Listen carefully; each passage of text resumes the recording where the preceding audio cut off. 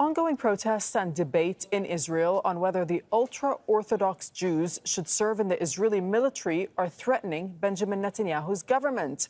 Let's speak to Akiva Eldar, who's a political analyst and a contributor to the Israeli daily paper Haaretz, joining us from Tel Aviv. Welcome to Al Jazeera. So how does Netanyahu then appease his ultra-Orthodox coalition partners while balancing the demands of other members of his cabinet who say that all members of society should contribute to the military? Actually, it's getting more and more difficult for Netanyahu, any prime minister.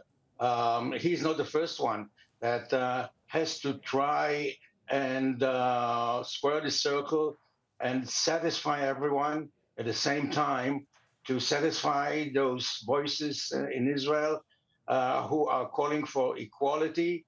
And he's sitting on a time bomb that probably it coincides with October 7th that exploded with the time of the Supreme Court to rule whether it is meeting the principles of democracy, that one person, my son, has to sacrifice his life in a war.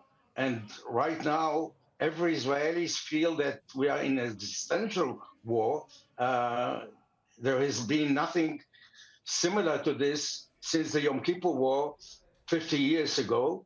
And the taxpayer, at the same time, has also to finance those students of yeshiva, that it's not only that they don't serve in the army, they are exempted from conscription. The government is paying the Jews, they subsidize them, they are not working. If you are not able to serve in the army, the message is you are not also able to work. So you don't pay taxes, you're subsidized by the government, and at the same time, you are blaming the secular majority for not allowing you to live the way you want to live, to keep the tradition of that kept the Jewish people together for many years. And this is what they claim, that they serve us by praying, by studying Torah. So, I mean, what are the next steps here? How do you think this is going to play out?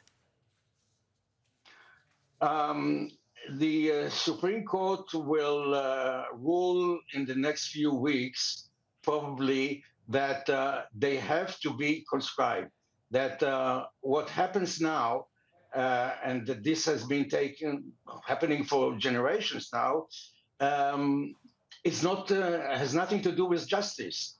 And the court already ruled that an 18 years young boy or young girl, actually, when it comes to the Orthodox, we are talking only about male.